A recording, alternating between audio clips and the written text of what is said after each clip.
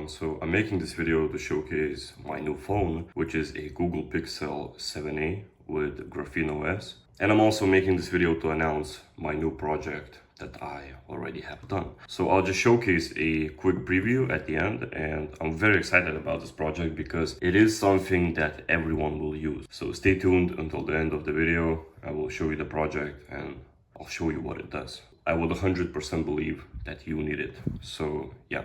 So this is the phone. So I'll try to talk about the pros and cons of owning a Google Pixel with GrapheneOS. So I'll show you my environment.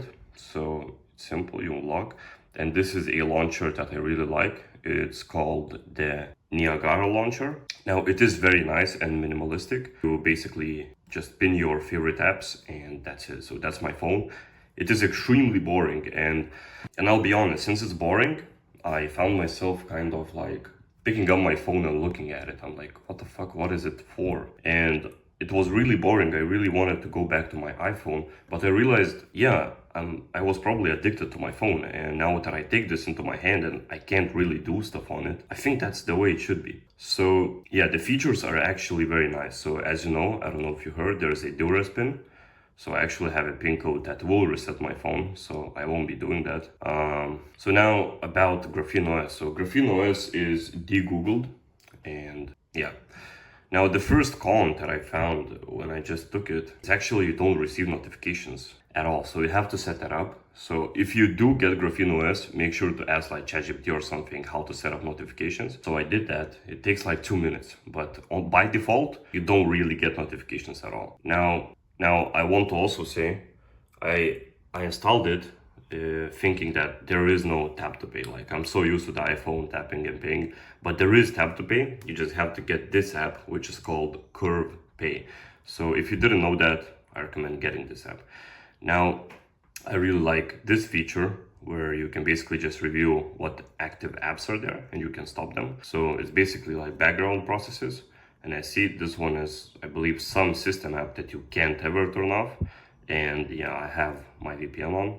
So yeah, there isn't much to this phone because yeah, it's just a tool that you use. Now, one con also, this is the only thing that I didn't like about this phone is I'm so used to iMessages and sending pictures to my friends through iMessages. So that's the only thing that I'm missing on this. But other things make up for it. So for example, I have YouTube Music without ads. I have a regular YouTube app without ads, and I can also, one second, this is basically a mod, so I can also do this, like play this video,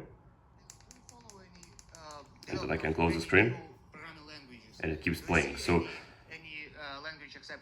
the thing that I like about Android is that you can use like premium apps for completely free. So I'm just kind of reviewing this as a regular person. I'm not sure what else to show you, but it is a great phone. It is reliable. It is very private and it's very boring. So you don't really lift it up often. I realized because I checked my screen time and my normal screen time on my iPhone is actually about 5 to 6 hours.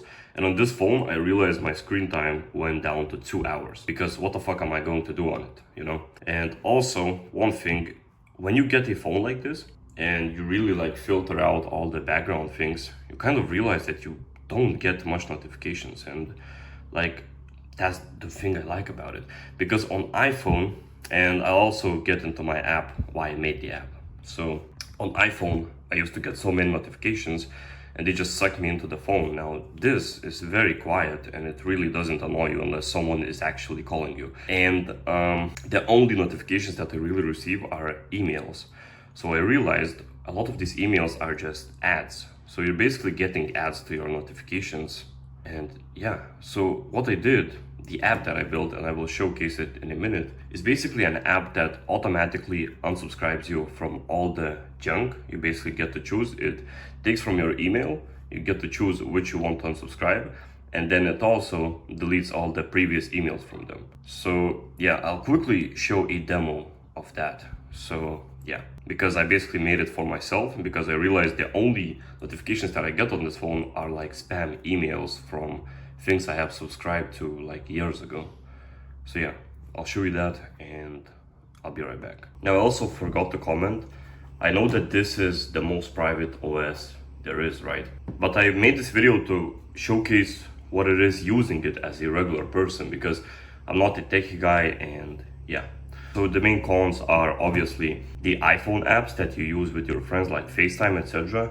And one more thing, the camera on apps like Snapchat and Instagram isn't as great. Like the default camera is good, I'll be honest, but if you're someone with social media presence, this is not the phone for you. That's all I'm gonna say. Because the camera quality, if you're filming on these apps, is terrible. So yeah, that's about it. Okay, so I'm actually going to edit a video about the email cleaner. So if you want to watch it, I'll leave it right here. Here's a quick video on how to use it and how it works. So go ahead and watch it.